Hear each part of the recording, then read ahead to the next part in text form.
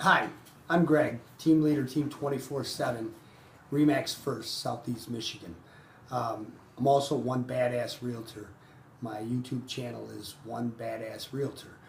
I'm going to do a series of videos to try to attempt to educate consumers, both buyers and sellers, and other real estate professionals in our business.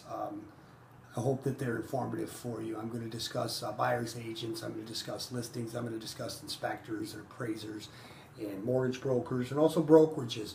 I'm a little upset that with my industry, it's filled with a bunch of incompetent ninnies, and I just happen to be the one guy who calls people out on this.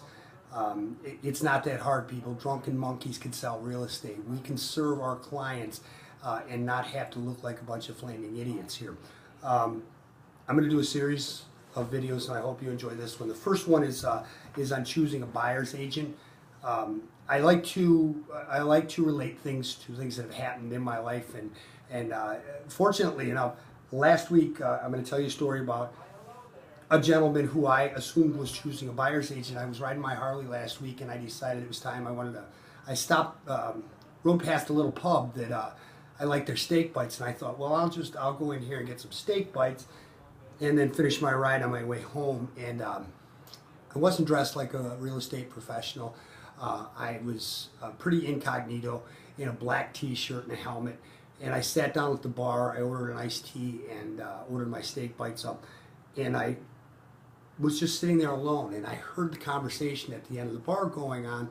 And the gentleman said to the woman next to him, the woman was dressed very professionally, and he said, "Oh, you're in real estate?" And she said, "Well, yes, I am." She proceeded to get her cards out, and he said, "Well, you know, I'm having some problems getting offers accepted. I keep getting outbid."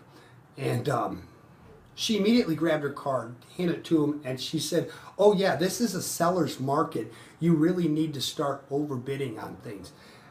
And I wasn't going to get involved until I heard the stupidity that rolled out of her mouth. And then I had steak bites shooting out my nose, and I looked over at the two of them and I said, "She is a brand new agent, and don't you dare hire her. First of all, she never asked if you were represented under contract with another realtor," which he clearly was working with somebody else because he had already said that he'd lost 2 bids. Secondly, her marketing strategy was for you to overpay for something.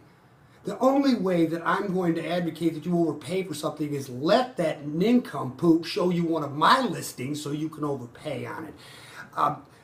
Most real estate professionals should have, when you're choosing a buyer's agent, you should ask what their marketing strategy is and how they're going to manage the most important transaction you may ever have. $100,000, $200,000, $300,000 home, $50,000 home. If a person leads with, "Hey, let's get out here and overpay for something," you probably should fire that idiot. You need to ask questions. Ask what their portfolio is. Ask them how many deals they've actually closed. You know, if they're not closing 25, 30 deals a year, you need to fire them. Either that, or make sure that they're working, that their mentor is a competent mentor that's going to oversee what they're doing. Everybody's got an aunt or uncle, Uncle Bill, who's in the business, you know, who's a part-time plumber but a real estate agent too. And my Aunt Sally, oh, she sells real estate. Do you really want somebody handling your financial transaction that does 4 or 5 deals a year? You know, this is July 2016, and I think my team has done over 112 deals this year. This isn't an advertisement for you to come to me. This is an advertisement to educate you. This woman advocates overpaying. When you ask your realtor what his marketing strategy is, they should say things like, "We're going to build strong packages. We're going to have open communications with the listing agent. We're also going to put deadlines and timelines on these so that our offer isn't sitting there for 3 days while they collect other offers and go to this highest and best," which is another subject. My opinion, is totally illegal in the state of Michigan. We are not an auction house, but the banks came in and listed our brokers. Our brokers sold us up the river and said, "This is the way it's done." It's not the way it's done. You don't have to get involved in highest and best. you put your offer in, you give them 24 hours, and you move the hell on. Let them know I might be the best, but I'm moving on. Communication, strong packages, letters from the mortgage broker other than yes, they're qualified. These are marketing strategies. If you're the type of person that wants to hire somebody that's going to tell you to overpay, then by all means, please do, and send me your phone number so I can send you a list of my listings. I definitely want you to looking at my shit.